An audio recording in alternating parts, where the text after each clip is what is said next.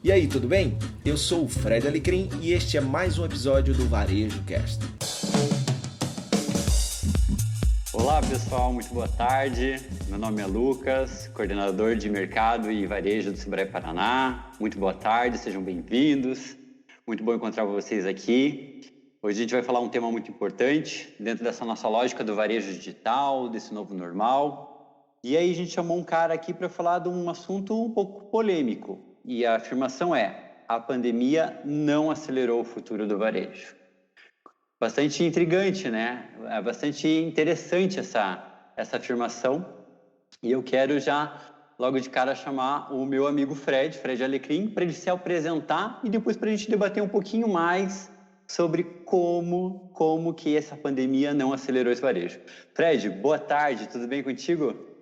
Bom demais, Lucas. Obrigado aí por esse convite. Muita honra estar aí compartilhando esse momento aí, né, com vocês aí do Sebrae Paraná, turma que eu sou muito fã do trabalho que vocês têm feito, principalmente nesse momento tão difícil para os empresários, numa situação que é muito mais do que econômica, é humanitária, é de saúde. Então é algo sem precedentes, por isso que é tão importante momentos como esse para a gente trocar ideia e ver o que é que pode ser sair daí de útil, de relevante para sobrevivência dos negócios e, posterior a isso, a evolução dos negócios. Então, muita honra estar aqui.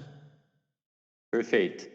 Gente, lembrando que o nosso bate-papo aí vai demorar uns 40 minutos no máximo. Aproveitem aí para fazer as perguntas aí para a gente depois fazer para o Fred. Para quem não conhece o Fred, essa afirmação aqui, só para você ter uma noção, é um dos caras que mais entende do varejo no país, tá? Então, é uma pessoa que sabe de norte a sul, de leste a oeste, o que acontece no varejo desse país. E é uma honra estar conversando com ele, tá? E, gente, seguinte, mais um recado rápido.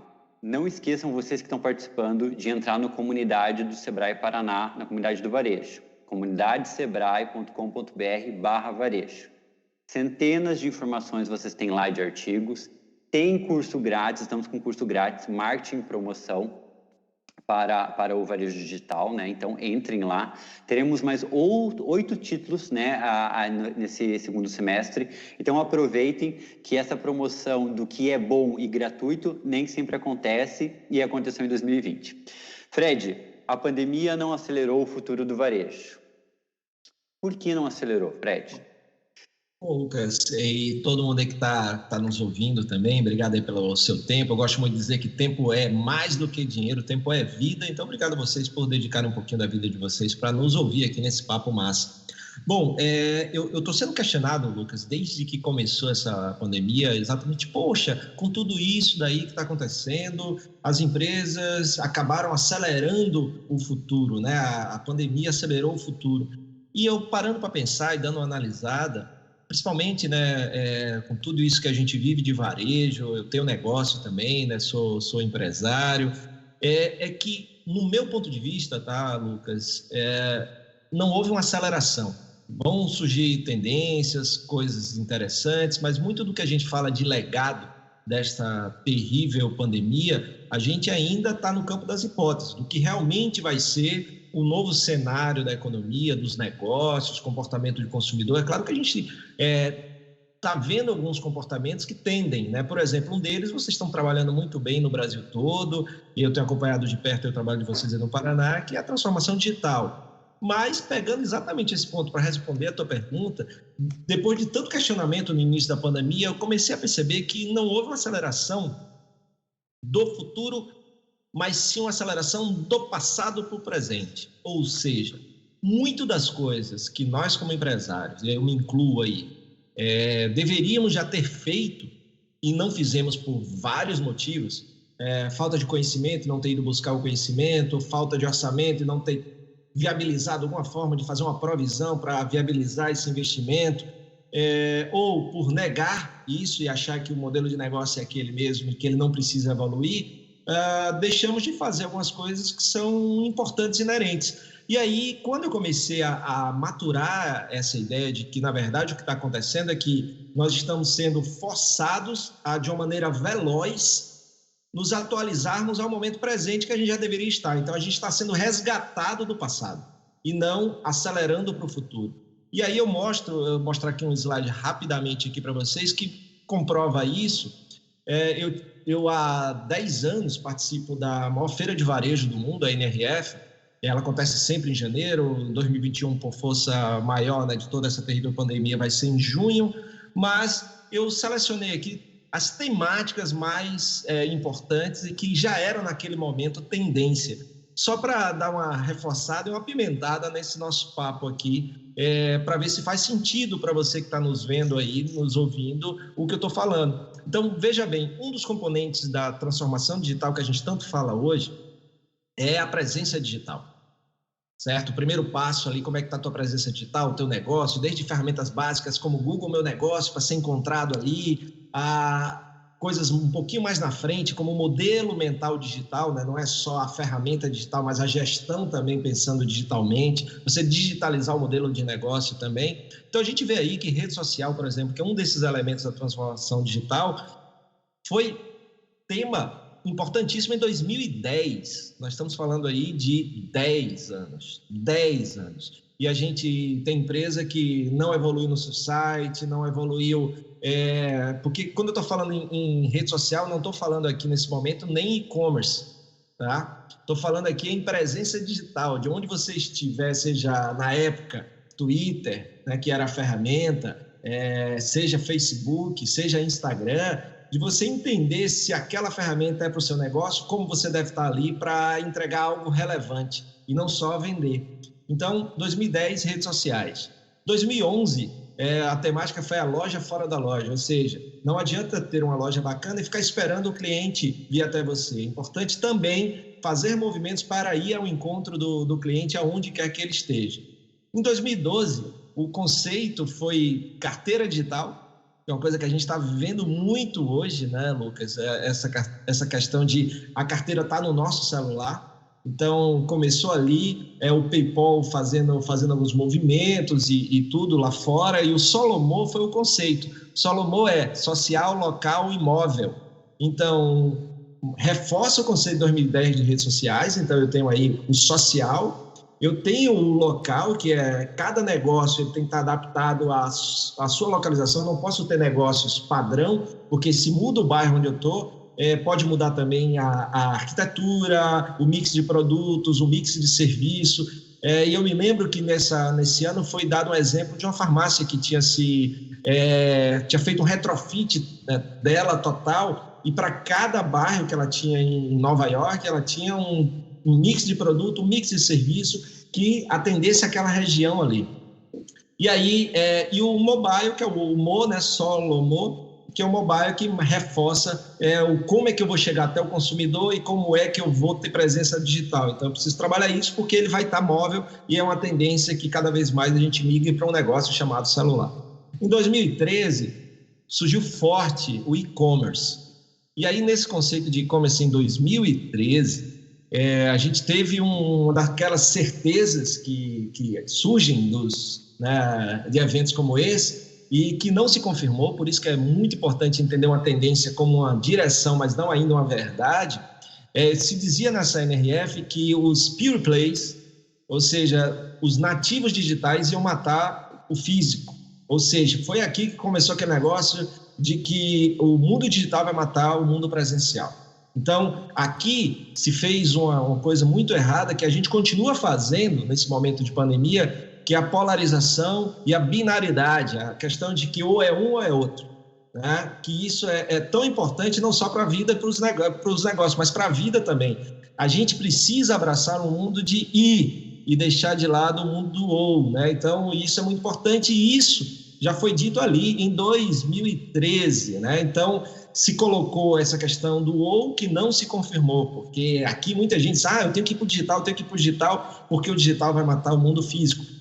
Claro que tudo tem um motivo. Aqui era porque a Amazon estava crescendo e se tornando muito forte, ameaçando muitos negócios, porque ela conseguia entregar rápido, em 24 horas ou em 48, a um custo mais baixo, uma logística mais eficaz. 2014, por causa de tudo isso que começou a fazer parte do negócio, rede social, carteira, ir até o consumidor, surgiu jornada do consumidor, design de serviços, experiência. Tudo isso que vocês com certeza já viram, que o Sebrae tem na carteira cursos muito legais e que está lá. A experiência é tudo. Não basta oferecer, mas a jornada tem que ser com o mínimo de atrito possível. 2015 começa o uso daqueles POS, os equipamentos, os iPods, os celulares, como máquina de POS ali, né? Substituindo os caixas. Então, eu tinha ali agora uma possibilidade dos meus vendedores, garçons, irem até o cliente sem ele precisar ir até o caixa. Então, surge ali em 2015. 2016... Aí, como contraponto que o físico vai ser morto pelo digital, surge o Phygital, que é o físico com o digital. Ou seja, não é um ou outro, são os dois integrados, porque para o consumidor, ele só vê a sua marca, ele não vê você online, você offline. E aí começou a se estudar, e nessa época aí, o Google lançou um livro que até hoje acho que vale a pena ser lido, que é o ZMOT, que é o Zero Moment of Truth, que é o momento zero da verdade, que ali ele falava de momentos, então, que o negócio é meio que, eu começo a pesquisar o seu negócio no celular. Então, vamos supor você que está nos ouvindo aí que tem, por exemplo, uma padaria, uma lanchonete, um restaurante. Qual a pesquisa mais feita num celular hoje? Uma das mais feitas. Tal estabelecimento aberto agora. Tal estabelecimento que entrega. Então, na hora, a primeira coisa que vem vai aparecer ali no Google. Se você tem Google Meu Negócio e está muito organizadinho suas informações, tem seu horário de funcionamento, tem como é que você está funcionando em relação aos protocolos de reabertura, de flexibilização desse momento difícil, tem o seu contato e a localização, e se você está aberto ou fechado, etc. Se não tem isso e você não é encontrado, então a possibilidade do cara estar indo para um outro negócio que não o seu. Então surge esse momento como momento zero da verdade, essa questão de que eu começo a pesquisar no celular, chego em casa, passo para o meu computador, depois vou até o seu estabelecimento. Ou seja, a minha jornada ela não é só física ou só digital. Depois, 2017, vocês vão lembrar aquela frase, clichê que todo mundo começou a repetir, foi depois da NRF 2017, dados são o novo petróleo e assim como o petróleo, para ser valioso tem que ser refinado, né? Então, foi a valorização dos dados, dado do cliente, para entender essa experiência, como é que ela tem que ser baseada no comportamento de consumo, quem é o meu cliente, o que é que eu preciso ter aí, a curadoria de produtos passa a ser forte, que quanto mais eu entendo do meu consumidor, mais eu não preciso ter um monte de produto na minha loja, eu preciso ter o produto que o cliente vai comprar. 2018, com toda essa necessidade de inovar, algumas empresas que não fizeram o que deveriam fazer, que é trazer inovação para dentro do seu negócio, independente de tamanho ou do que faça, começaram a ver nas startups, porque as startups surgem exatamente para resolver problemas que as empresas não estavam resolvendo, e aí surge o Innovation Lab, e aí a gente começa a ver empresas no Brasil e no mundo, ou desenvolvendo seus próprios laboratórios, ou se associando a startups através de processos de inovação aberta, para desenvolver as soluções e continuar evoluindo a ponto de continuar sendo relevante para o cliente. Então, isso aí em 2018, primeira vez que a NRF tem, inclusive, um ambiente de startups lá também, com soluções para o varejo. 2019 vem a automação, porque as lojas da Amazon chegam com tudo no comércio, então a loja é a Amazon Go, então daqui a automação e a loja sem atrito, que a gente tem aqui a Zite, né, que é o nosso exemplo, começou aí faz um certo tempo, e aí essa experiência sem atrito, ela aconteceu com isso, e aí você vê o seguinte, aquele conceito lá de 2013, do nativo digital, ela vai por água abaixo mais ainda, depois de 2016 do Phygital, em 2019, porque aqui a Amazon já tinha 500 lojas físicas, né? Então, mesmo sendo forte no digital, o que ela fez? Um movimento de ir para o físico, comprando o supermercado Whole Foods, abrindo a Amazon livraria Amazon Books, abrindo a Amazon 4 Estrelas, uma loja de curadoria deles, e a própria Amazon Go. Então, ao mesmo tempo que o Walmart, que era o físico, e o grande concorrente, começou a migrar, comprou a Jet.com,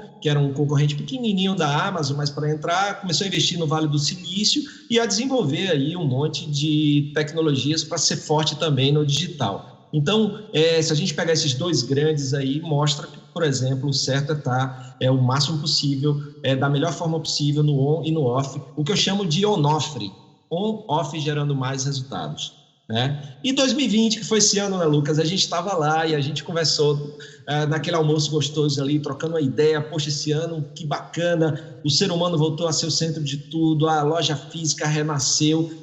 E aí acontece o que aconteceu, né? O que a gente está vivendo hoje, o mundo virou de cabeça para baixo, mas eu acredito que com uma descoberta de uma cura, um tratamento eficaz, as pessoas vão voltar a consumir em lojas e tudo, porque a gente precisa disso. A gente estava conversando antes de entrar no ar aqui, e claro, só que não nas mesmas lojas de antes, a loja física mais do que nunca. Isso a gente já vinha conversando também, tem que ser repensada. Desde 2018 eu falo que a loja física não ia morrer, mas a loja chata sim. Então agora é entender que tipo de loja física é essa. Por exemplo, restaurantes estão começando a investir muito nas cozinhas invisíveis, né? Ou como chamam lá fora de dark kitchens ou dark stores, as próprias lojas invisíveis surgindo para agilizar a última milha, aquela parte da entrega final, que vai ser a grande disputa agora. Quem entrega com melhor qualidade, principalmente alimentação, e num tempo mais hábil, e quanto mais próximo do consumidor, mais você consegue entregar para isso, e outras coisas vão acontecendo. Então, tudo isso aí para dizer que olha como a gente tinha pendência pra caramba. Então, muito mais do que tendência, eram pendências no meu humilde olhar, meu amigo. Bem, então a gente tem a resposta nesse slide que a pandemia não acelerou o varejo, simplesmente fortaleceu tendências da última década aí que a gente deveria ter implantado. E eu achei bem legal aqui, fazendo só um overview para a gente pensar, né? 2010, redes sociais. A maior feira de varejo do mundo falando em 2010 de redes sociais. E hoje a gente tem ainda pessoas que têm essa dificuldade de fazer um perfil corporativo aí da sua empresa em redes sociais, né? A pessoa ela tá atrasada só 10 anos. Só isso, né? A lógica da polarização, só quero fazer umas palavras que você pegou aqui que eu achei importante, né? Dessa polarização que a gente vive em tudo hoje, né? Não é isso ou aquilo. É isso e aquilo, né? A gente tem que migrar, tem que convergir, porque a coletividade, a interação, o que é diferente para um é bom para o outro, é comum para o outro. Então a gente tem que pensar no e, muito mais agora, né? Nesse processo. Uma outra coisa que você falou que eu adoro, que eu briguei muito, não, eu chacoalhava muito empresário aí nesses últimos 4, 5 anos, que é antes disso um pouco, mas é o Zemote. Falei tanto do Zemote, falava, pessoal, Zemote, não é mais Fmote, é Zemote, né? Que só para relembrar aí, para deixar claro que o Fred explicou, mas para os clientes aí que estão, empresários que estão assistindo a gente, o primeiro momento da verdade. Então, antes, eu tinha o primeiro momento da verdade de forma física, né? Eu ia para um supermercado e olhava um sabão em pó diferente e eu tinha aquele primeiro contato com ele lá no ponto físico, né? Hoje, por exemplo, se eu vou buscar a minha mãe, o meu sobrinho, não tenho filho ainda, mas, enfim, no colégio, eu chegar lá e ele está com febre, eu vou entrar no celular e vou escrever criança, febre, remédio. Vai vir o nome do remédio. E esse é o Zemote. E eu vou chegar na farmácia e já vou falar, eu quero remédio X. Não vou perguntar mais para o farmacêutico, que antes era o farmacêutico que fazia. Então, veja, isso é desde 2015, 2014, né? O Phygital. E vai um ponto no Zemote que é importante, né? Na hora que você digitou aí e que vem lá os remédios, vem também a avaliação das pessoas em relação à experiência que tiveram naquele negócio. Então, daí... Maravilhoso. Também não adianta você ter um perfil lindo, organizado, se você não entrega, né, uma experiência bacana, se você não cumpre o que promete, se você não tem produtos de qualidade, atendimento de qualidade, porque muitas vezes, e isso é interessante, não está no nosso sistema de vendas, as vendas que a gente não fez porque nem teve a possibilidade de ter, né? Porque a gente calcula a conversão, mas e a quantidade de clientes que deixou de ir simplesmente porque viram um comentário de outro cliente, por exemplo, no Google ou no TripAdvisor, ou qualquer ferramenta dessa, a partir do Zemote. Né? Total. O Zemote, inclusive o Zemote hoje é uma coisa assim que as pessoas entram justamente para ver o que os outros falam. E olha, se tiver só elogio lá, a pessoa desconfia. Eu desconfio se eu vou comprar alguma coisa por internet. E não tem ninguém reclamando de nada, tem 1000 comentários lá, não tem ninguém reclamando de nada, dando 4 estrelas, eu desconfio. Né? Então, você vê o poder do Zemote aí, né? E esse não volta mais mesmo, ele só vai amplificar e intensificar, né? E aí, você falando do Phygital, do Omnichannel, né? 2016. O Sebrae está falando de Omnichannel desde 2018. Nós não estamos desde 2016 falando, mas estamos desde 2016. Não estamos desde 2016, mas desde 2018 a gente está falando muito. Omnichannel, Phygital, né? E aí, vem a questão da automação, que foi 2019, que lojas automáticas, mas muito personalizadas também, né? E 2020 veio a humanização, que parou um pouquinho aí, mas com certeza vai voltar em 2021. Mas aí, você falando de tudo isso, dessa década de inovações que a gente teve, e muitos a gente não implantou, enquanto varejista, enquanto empreendedor, né? E eu quero puxar esse gancho por uma pesquisa que o Sebrae fez agora na pandemia. Queria um comentário seu, Fred. O que aconteceu? Começou a pandemia, maior crise que a gente vai ter aí provavelmente nos próximos 30 anos, imagino eu, né? Assim, desde a Segunda Guerra Mundial a gente não via algo assim, então é muito crítico mesmo. E o Sebrae fez várias perguntas, né? Perguntas importantes, mas uma me chamou a atenção. Em abril, 50% das empresas responderam, o Sebrae fez a pergunta: você consegue vender de forma digital? 50% das respostas disseram: não consigo vender digital de forma alguma. 50%. Em maio, fizeram de novo a pesquisa e fizeram a mesma pergunta. 39% falaram que não conseguiam vender de forma digital de forma alguma. Ou seja, dos 50 caiu para 39. E agora, no final de junho, o Sebrae refez a pesquisa, porque é uma pesquisa mensal para o Brasil todo, né? E dos 50 que era lá em abril, que virou 39 em maio, agora são 23 em junho. Só 23% dos qualificados falaram que eles não conseguem, de forma alguma, vender. Então, qual foi o primeiro ponto e terminou com quanto? Começou com 50, terminou com 23. Vamos ver agora a próxima de julho, como que vai ser, né? E aí, puxando esse gancho aí de 23%, queria fazer um gancho que a gente tem uma lógica de etapas de mudança, né? Então, primeira coisa, vai mudar, estamos na zona de conforto, somos super resistentes, né? Pô, eu tô aqui em casa, sentado na cadeira, você quer me colocar lá no local de trabalho do Sebrae de novo, só para fazer live? Vou ter que pegar carro, vou ter que pegar locomoção, vou ter que ir até o Sebrae, enfim. Então eu tenho uma zona de conforto, eu não quero sair daqui.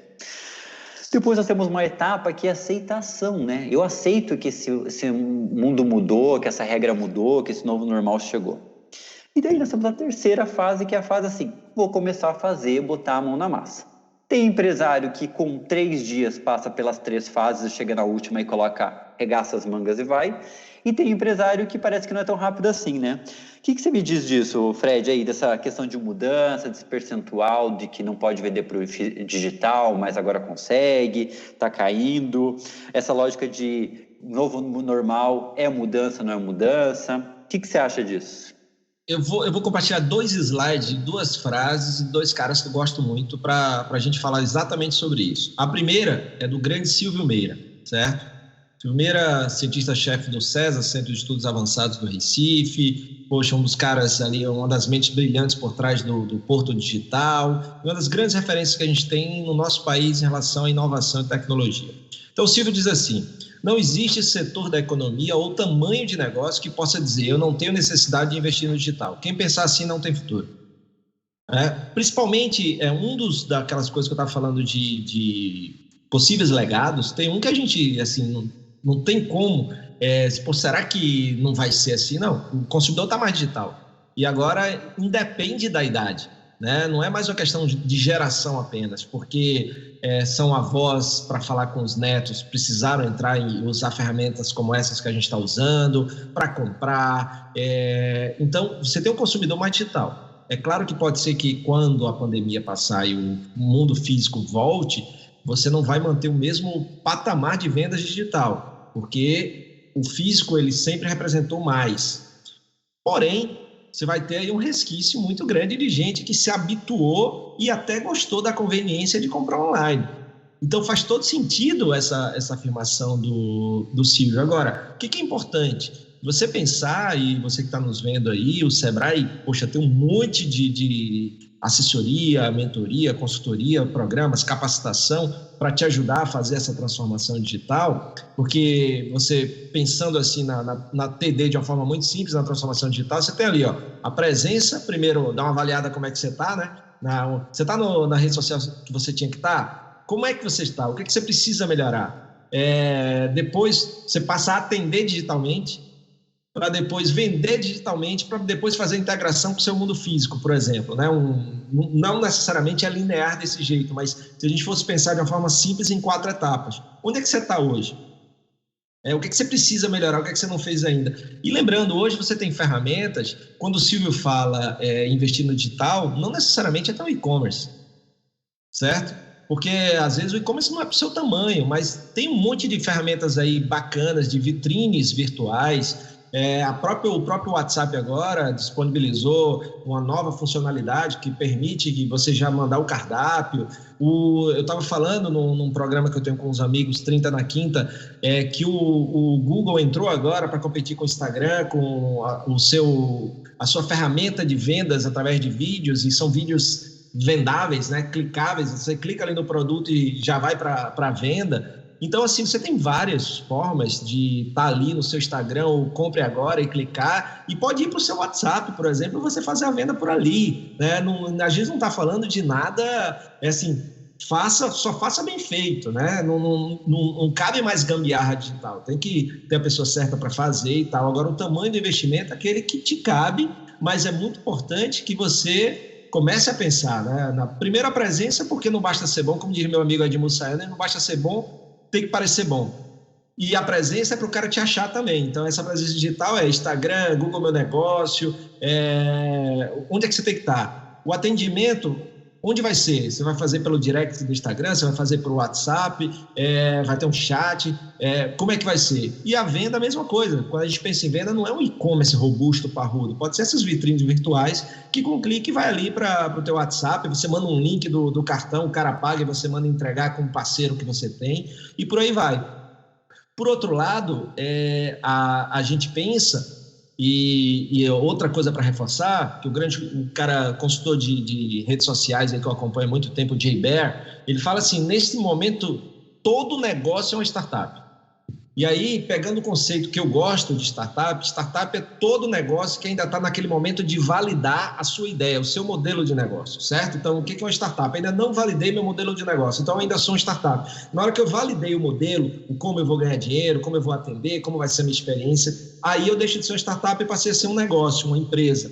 Então, isso quer dizer o quê? Que todos nós, eu tenho feito isso todos os dias, a gente está no momento de startup, de repensar se o modelo de negócio que eu tenho hoje atende o hoje para sobreviver e qual é o modelo de negócio que eu tenho que ter pós-pandemia. Então, eu tenho que estar dedicado um tempo na sobrevivência, que é o aqui e agora, e um tempo já ali, 15% do meu dia, 5 a 15% do meu dia, pensando na nova versão do meu negócio. Porque será que... Por isso que eu tenho dito que um dos elementos da sobrevivência agora é o desapego. Às vezes eu tenho que desapegar do modelo de negócio que eu criei, que eu amo, mas que ele não serve mais, não vai me dar mais a lucratividade, a remuneração que eu preciso, e ele não vai dar mais porque ele não é mais relevante para o consumidor do jeito que ele existe hoje. Então ele vai precisar passar por uma pivotagem, uma mudança ou uma evolução. Então é muito importante esse conceito. Quando a gente fala todo negócio é uma startup, não é porque é uma empresa de tecnologia, é porque é uma empresa que precisa reavaliar o seu modelo de negócio. É esse modelo que vai continuar te fazendo sobreviver, passar por essa crise e continuar relevante para as pessoas depois, né? Então acho que isso aí vem da tua pergunta para trazer. E aí, é claro, esse processo, na hora que eu entendo isso e amplio minha consciência, eu vejo que é necessário. E aí eu preciso do como, e o como você tem aí o parceirão que é o Sebrae, para buscar aí o como fazer esse seu passo a passo. Não existe fórmula mágica, receita de bolo. Junto com o teu consultor do Sebrae, com parceria com o Sebrae, você vai ver qual é o melhor caminho para que você comece a trilhar e repensar o seu modelo de negócio para continuar não só existindo, mas evoluindo aí, fazendo bem para você, sua família, para os seus clientes e para o mundo.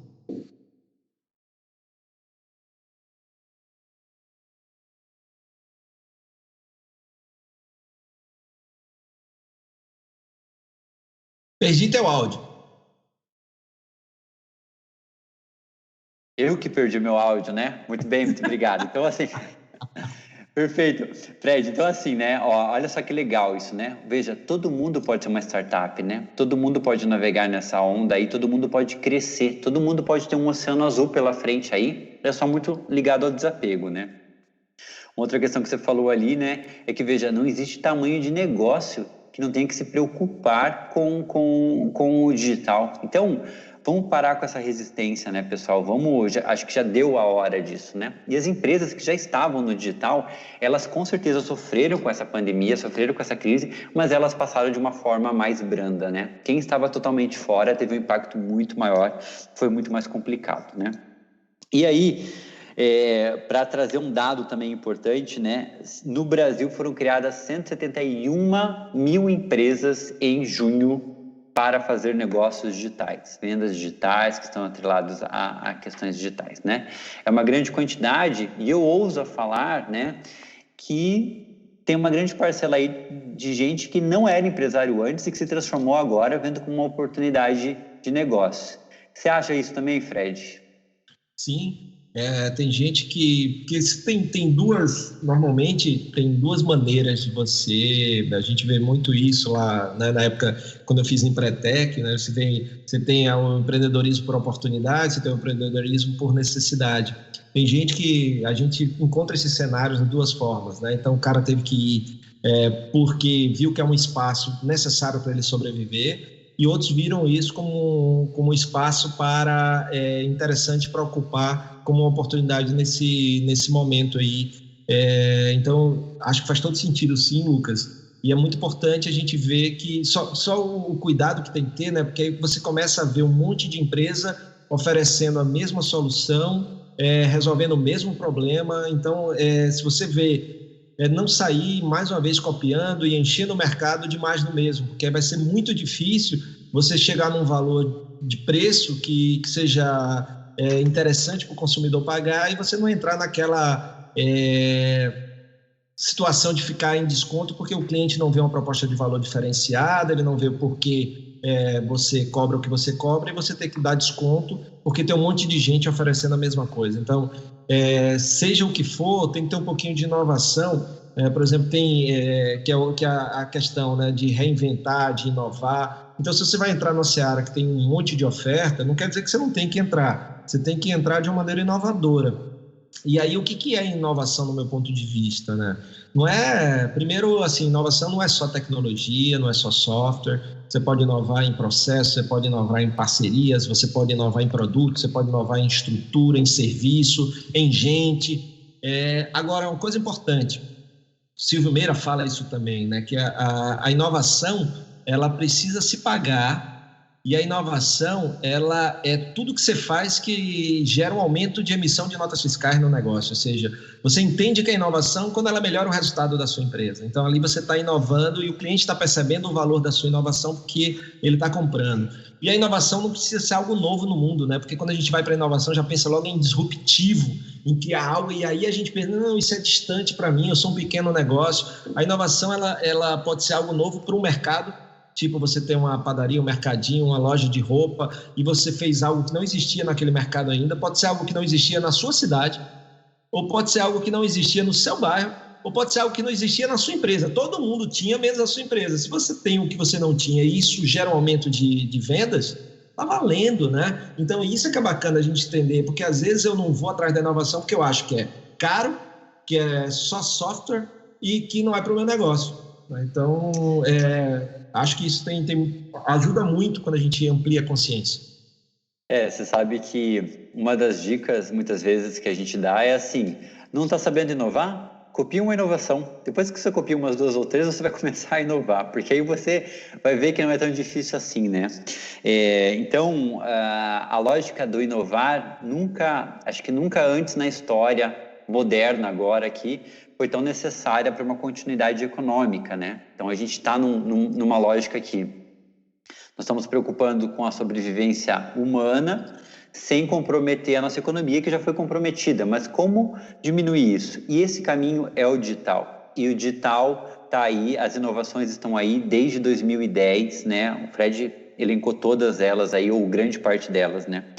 E você que está nos assistindo tem que lembrar que o Sebrae está com um curso na comunidade do varejo, ali, grátis, que é marketing e mídias digitais, então totalmente grátis, vários vídeos, um hands-on ali muito interessante para você entender como que isso acontece e como você coloca isso em prática. Nós vamos lançar um curso aí acredito que em 1 ou 2 semanas, que é o Finanças 360, então para você colocar de novo aí quem está perdido com fluxo de caixa ainda, quem está pensando em como fazer vendas por internet presencial, como são esses custos, esse curso é o curso que você precisa fazer. A gente vai ter um curso também do It Yourself, filmagem e fotografia pelo seu celular, ou seja, para você estar no digital, você não precisa nada mais do que um celular, basicamente isso, né? Óbvio que tem outras tecnologias, mas com o celular você faz muita coisa, muita foto, muita filmagem aí, e a importância de você ter aí uma qualidade nessa foto, uma foto bem tirada, faz toda a diferença para você se destacar aí, ou no marketplace, ou numa rede social, ou enfim, onde você for colocar. E vários outros cursos, desde operação logística a gente vai ter um Finanças 2.0, a gente vai ter experiência para o cliente, enfim, tudo que foi elencado pelo Fred ali enquanto experiência, que o Sebrae está fazendo agora e que a gente tem que pensar conscientemente de que a gente está atrasado. Nós estamos fazendo tudo isso aí da década agora, né? Mas se a gente fizer isso bem certinho, se os empresários se engajarem, a gente tem o ano 2020 que vai ser 1 em 10, né? Vai ser a conquista aí da década como um todo. Fred, uma outra coisa que eu queria falar com você, olha só. Euromonitor fez uma pesquisa como o comércio varejista está em 2040, tá? Essa pesquisa é uma pesquisa que norteia o Sebrae para várias ações que ele faz enquanto comércio, né? E ela fala assim, olha, o que vai ser revolucionário em 2040? Meios de pagamentos, ambientes virtuais, internet das coisas, forma de engajamento do consumidor, operações logísticas de forma diferenciada aí com novas estratégias, sustentabilidade, né? Isso muito forte. Isso tudo atrelado muito ao phygital, que é a presença, tudo começa pelo digital e pode terminar no físico, ou tudo começa no digital e pode terminar no digital, e pode começar também no físico e terminar no físico, enfim, e continuar no digital. São N possibilidades, né? Você vê que é isso mesmo? E você acha que a pandemia trouxe o 2040 um pouco mais perto da gente agora? Será que esse 2040 não virou um 2025, talvez? Para essa lógica da transformação, dessa necessidade forçada? Essa questão a forceps aí que a gente está tendo que se adaptar? Sabe, Lucas, que tudo que você falou aí, logística, sustentabilidade, também não é nada novo, certo? Esses elementos aí, essa pesquisa muito, muito bacana do Euromonitor, mas, na verdade, o que eu acredito é que aquilo que estava demorando um pouco para chegar na consciência das pessoas a importância do impacto, por exemplo, no meu último livro, Pare de Vender Assim, eu e o Kiko, a gente fala sobre a compra como ato político, certo? A compra como ato político. Então, não é só o que você vende, é o que você defende. Então, o que está acontecendo é que, com tudo isso que está acontecendo, as pessoas estão se tornando mais conscientes. Não basta comprar, eu tenho que saber como aquilo foi produzido, por quem foi produzido, como foi produzido, quais são as bandeiras que aquela marca defende, porque cada vez mais a compra vai ser uma identificação que vai além de um produto ou de uma marca, mas também o que ela representa e o que ela propaga de bem ou de mal para o mundo. Então, na verdade, o que acontece é que não faz a gente chegar mais perto de 2040, né? Porque isso a gente já se fala, mas a gente já fala sobre isso, mas sim vai fazer com que esses valores que ainda não são tão arraigados se tornem mais profundos na nossa sociedade e que isso se torne não só uma estatística ainda pequena, incipiente, mas comece a ser cada vez mais relevante. A gente tem aí o movimento Sistema B, Capitalismo Consciente, vários outros que existem há bastante tempo, com várias bibliografias, com vários livros, com muita gente falando sobre isso, várias empresas adotando, Fashion Revolution no mundo da moda, que já falam sobre esse tão importante valor que é dar valor não só o que você compra, mas a quem e como produz o que você compra, né? Então, eu acho que passa um pouquinho por essa questão de consciência, e esse momento faz a gente refletir mais sobre tudo isso e ver a importância de que muitas vezes você não tem o poder de definir o preço do que você compra, mas você tem o poder de definir aonde você compra o que você compra. Muito legal, Fred. Você me fez refletir uma coisa, né? Eu sempre falo para as pessoas que não tiverem a oportunidade de visitar um brechó em Nova York, vão ver o que é valor de um brechó, né? O que a gente acha aqui que é uma coisa totalmente decadente, né? O quanto valor tem um brechó em Nova York, que é uma cidade super cool, e talvez que dá essa valorização da reutilização muitas vezes, de um consumo mais consciente, de uma sustentabilidade, de uma lógica de perceber o porquê daquela compra, né? E acho que isso está muito atrelado agora à geração Y e Z aí, né? Que estão ganhando uma grande parcela do mercado, que eles estão nascendo muito com esses valores provindos da geração X, que criou a geração Y, e a Y que está repassando para Z aí, né? Essa lógica de consumo. E antes de passar a bola para você aí, eu quero lembrar que quem quiser fazer perguntas, aproveite, porque é a nossa última rodada aqui com o Fred, a gente já tá chegando no finalmente da nossa live. O Fred, que é palestrante, consultor e empresário, um dos maiores especialistas do varejo do Brasil, que é um grande parceiro do Sebrae Paraná, que a gente provavelmente vai nos ver muito aí, vai poder aprofundar nosso conhecimento junto aos nossos empresários. Fred, o que você acha da questão da reflexão da pandemia agora? Porque muito mais uma questão de eu não poder comprar, eu não poder me locomover, ou comprar só de forma virtual, enfim, ou ter essa restrição, essa dificuldade de um abraço, dessa humanização que a NRF falou que ia ter, e que provavelmente isso vai acontecer nos próximos 1 ou 2 anos com a sessão da pandemia. Como que você vê essa lógica da reflexão das pessoas? Você acha que elas vão voltar a consumir da mesma maneira? Ou você acha que vai ter um momento de reflexão? Ou você acha que vai ser uma curva exponencial e depois ela vai cair para uma normalidade? O que você acha disso? Cara, eu estava pensando sobre isso, sabe? Em diferentes aspectos, não só do consumo, mas da questão política, entre outras coisas. Eu ainda não estou tão otimista em relação a essa questão de que isso vai tornar toda essa coisa terrível que a gente está vivendo, vai tornar o mundo um mundo melhor. Não é isso que eu ainda estou sentindo, sabe, Lucas? Mas é uma questão do... Né, o Ariano Suassuna fala assim, eu prefiro ser um realista esperançoso, né? Então, a esperança está lá, não morre não pode morrer nunca. Aristóteles dizia que a esperança é o sonho do homem acordado, né? Então, tem que ter a esperança. Mas o que eu percebo é que algumas pessoas, e eu tenho conhecido muitos dessas, por exemplo, tem uma grande plataforma de entrega aí que mostrou uma pesquisa recente que aumentou muito o consumo de produtos vegetarianos e veganos, né, durante esse momento. Então você vê aí uma tendência que aquele negócio, quanto tempo eu vou passando, eu posso desenvolver aquele hábito.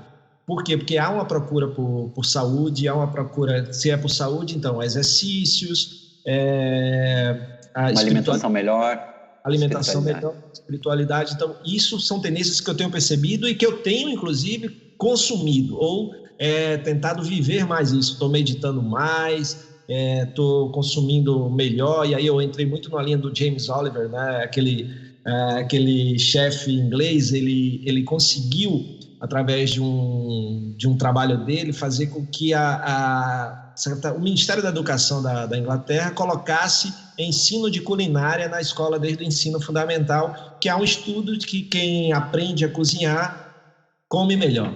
E eu tenho percebido isso, né? Porque eu aprendi um monte de coisa que eu não sabia fazer, né, durante essa pandemia, e a gente está comendo melhor em casa porque a gente está, hoje mesmo almoço, a gente fez juntos e tal, então isso é muito interessante. Então eu estou vendo essa tendência, eu não acho que vai ser exponencial, mas acho que a gente vai evoluir, sim, para questionamentos. Ao mesmo tempo que a gente tem, que eu já falei que não tem caminho, você também já falou aí, um dos legados é o consumidor mais digital. Então a gente também tem um dos legados que é uma reflexão, tipo, poxa, se eu passei tanto tempo sem consumir tudo aquilo, será que eu realmente preciso disso?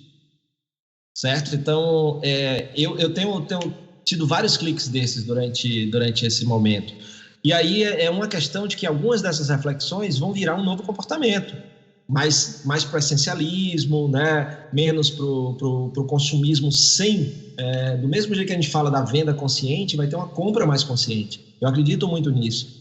A gente tem uma aceleração, depois eu acho que não vai ser exponencial ainda, mas acho que isso vai afetar muito novos modelos de negócio. A gente viu lá na NRF, por exemplo, a economia circular está crescendo muito, né? Isso é uma tendência. Por quê? Porque coisas que já estavam acontecendo antes da pandemia, essa nova geração preferindo investir em experiências do que em produtos, né? E aí a gente vê isso, a diminuição de interesse em ter carros, a diminuição de interesse em outras coisas, em detrimento de você gastar menos com certas coisas para poder viver mais outras coisas. Então, eu acho que sim, isso é uma tendência. Não acho que vai ser, né, de uma hora para outra que isso vai virar grande, mas isso tem crescido e isso vai ficar cada vez mais relevante. A forma como a gente vive e como a gente consome.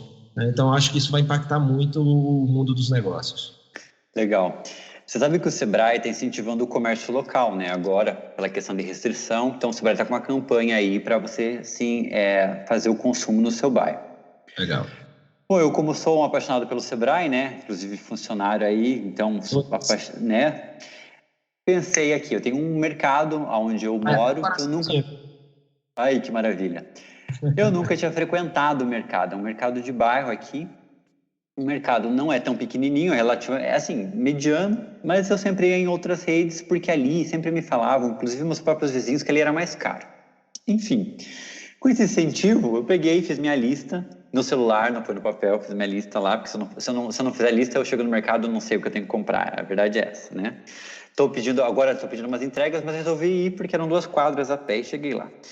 E por incrível que pareça, tudo que estava na minha lista estava naquele mercado de bairro, e eu não consegui encontrar um preço significativamente mais caro para eu dizer que eu não ia levar aquele produto ou não. Muito na questão de centavos, na comodidade. Inclusive, achei mais legal, porque agora eu enfrento menos filas e tal, então estou fazendo isso.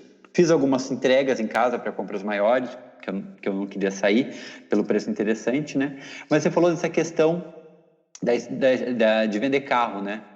Eu tive a sorte, né? Esse ano era um ano que eu ia viajar muito e meu carro ficou mais de 6 meses parado na garagem no ano passado. E eu resolvi vender ele e vendi ele em fevereiro. Falei, eu vou vender esse ano só para ver como é que eu faço. Porque quando eu vou me locomover para o aeroporto, é Uber, é táxi e tal, enfim. Sempre... Vendi, acho que foi um grande negócio e eu estou pensando realmente se eu vou querer comprar um outro carro depois quando isso voltar. Mas tudo isso para se pensar. Então, veja como os hábitos vão pegando a gente sem a gente perceber. Então, comprando mais digitalmente, frequentando a questão do bairro, encontrei várias coisas no bairro que são importantes. Estou num grupo de WhatsApp do bairro, do comércio do bairro, vem umas promoções legais, achei interessante. Então, é toda uma lógica e toda uma ciência, né? E Fred, para finalizar, quero suas palavras finais, a gente chegou no final do nosso bate-papo, quero agradecer imensamente e quero perguntar para vocês, tem alguma consideração final, alguma mensagem que você quer deixar no final aí para o empreendedor paranaense, para o empreendedor brasileiro que está assistindo? Primeiro, dizer que eu sou fã de vocês, né? Eu acredito demais que empreender no Brasil é um ato de resistência, certo? Porque enquanto tem um monte de coisa contra...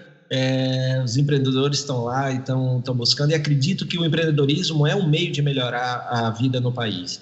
Então, parabéns ao Sebrae por esse momento, por estar do lado verdadeiramente do empreendedor. Parabéns a todo mundo aí que dedicou esse tempinho para nos ouvir. Espero ter contribuído aí com esse tempo que com a vida de vocês, com esse nosso papo. Obrigado pelo convite. Lembrar, né, Lucas, que uma das formas de sair desses 20 e poucos % que ainda dizem que não dá para vender digitalmente é a consciência, é levar a consciência. A gente é levar a consciência nos negócios, participando de eventos, de papos como esse, lendo mais, convivendo com pessoas diferentes. A inclusão, a diversidade faz a gente enxergar um problema com olhares diferentes. Então, a gente ser mais aberto como empreendedor para que a gente possa enxergar aquilo que não está claro para a gente. Então, a gente precisa sempre de ajuda, mentores, amigos, mas pessoas que pensem diferente, que tenham uma retaguarda diferente da sua, formação diferente, diversidade para te ajudar. Então, abraça a diversidade para que essa diversidade te ajude a ter um olhar diferente para que a sua verdade seja uma verdade que te ajude e não que te atrapalhe, né? E que ela seja verdade enquanto ela é necessária para o mundo e para o seu negócio, porque depois que ela deixa de ser necessária, relevante para o mundo e para o seu negócio, só você perde se você continuar abraçado a ela. Então, será que verdades você já tem que ter deixado para trás que você não deixou ainda, né?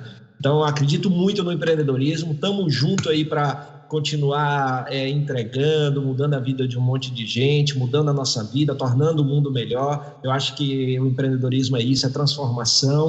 E quem pode fazer um merchan rápido aqui? Pode, vai lá.